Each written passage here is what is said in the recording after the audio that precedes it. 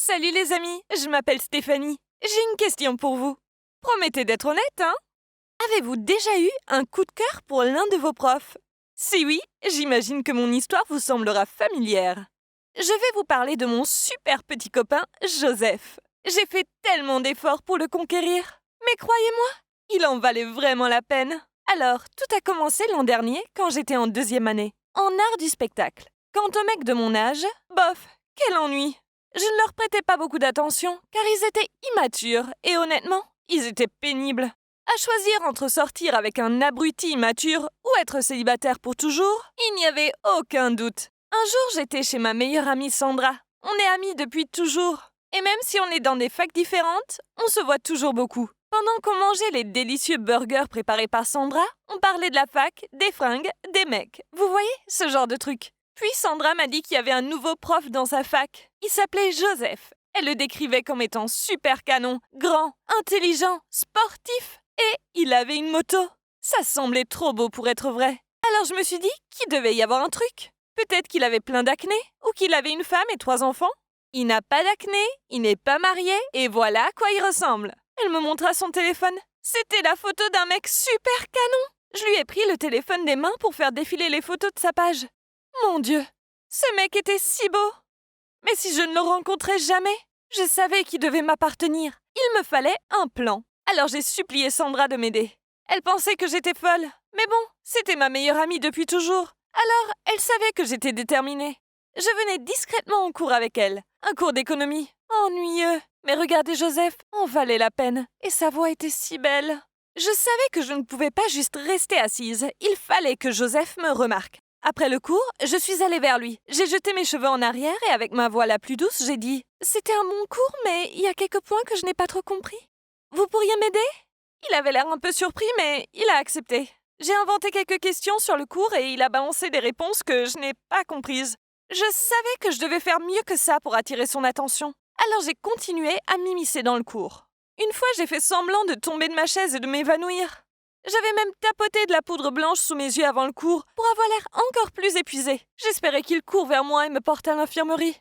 Mais non, un mec stupide l'avait devancé.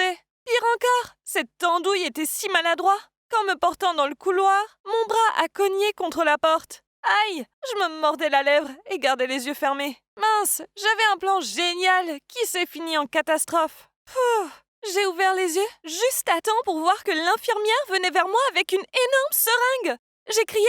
J'ai sauté du lit et lui ai dit que je me sentais beaucoup mieux maintenant. Malgré l'échec de mon plan de faire semblant d'être malade, j'ai tout de suite eu une nouvelle idée. Un jour, j'ai fait exprès de crever ma roue de vélo, puis j'ai fait semblant d'être triste en marchant à côté pour l'amener au parking. Et j'ai demandé à Joseph de me déposer. Il a secoué la tête en disant qu'il n'avait pas le temps, puis il est parti sur sa moto. Je suis restée bouche bée. Pire encore, il fallait que je traîne mon vélo jusqu'à chez moi. Une autre fois, j'ai attendu que tout le monde soit sorti de la salle. Puis, quand je suis passée devant lui, j'ai fait tomber mes livres. Et j'ai dit « Oh, je suis tellement maladroite !» en me penchant pour les ramasser. Ah oui, je portais aussi mon jean le plus moulant. Je me disais qu'il ne pouvait pas me résister avec celui-là. Mais il ne m'a même pas aidé à ramasser mes livres. Au lieu de ça, il a toussé pour s'éclaircir la voix et a dit « Tu peux te dépêcher, s'il te plaît? C'est la pause déj et j'ai rien mangé depuis ce matin. » Typique. J'étais là, toute sexy, et il ne pensait qu'à son estomac. Je n'allais pas abandonner si vite. Je n'avais pas assisté à tous ces cours ennuyeux d'économie pour rien. Alors, grâce à mon enquête sur ses réseaux sociaux, je savais que l'anniversaire de Joseph approchait. Le jour de son anniversaire, j'avais cours avec lui. Si c'est pas le destin.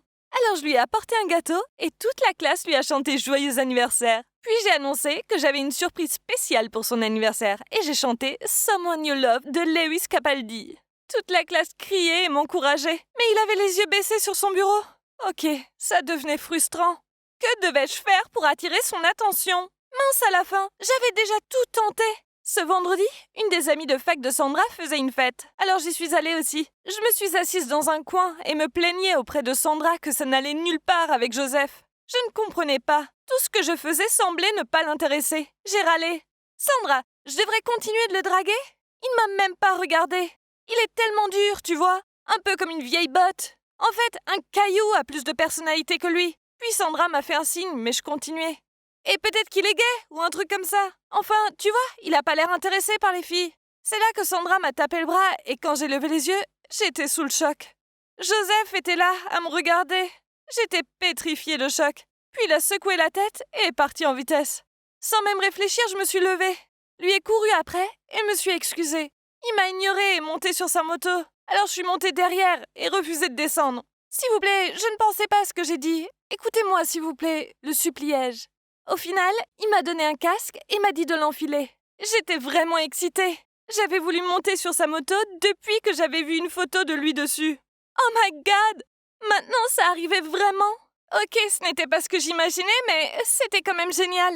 Et je me suis assurée de me serrer fort contre lui. Simplement pour une question de sécurité, bien sûr.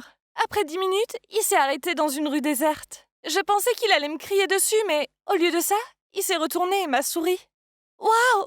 Sans les sourcils froncés, il était encore plus canon. Alors tu disais quoi sur moi tout à l'heure? Demanda-t-il. Rien, c'est un malentendu.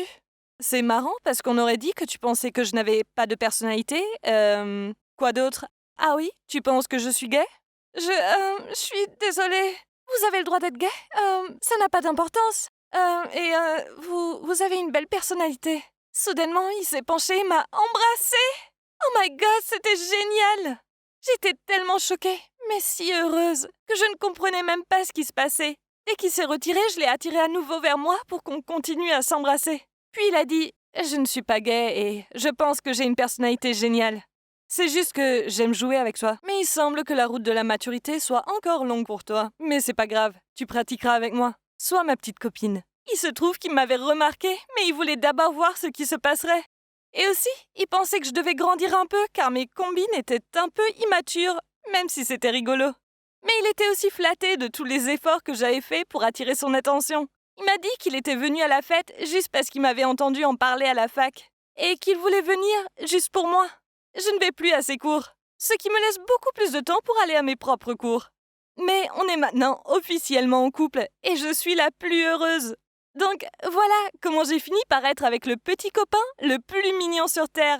Le conseil que j'ai à vous donner est d'être courageux dans votre quête de l'amour. Si vous êtes assis et attendez que ça vous tombe dessus tout cuit, eh bien, vous allez attendre longtemps. Allez, bougez-vous! C'est ce que j'ai fait et ça a complètement marché pour moi. Alors il n'y a pas de raison que ça ne marche pas pour vous aussi.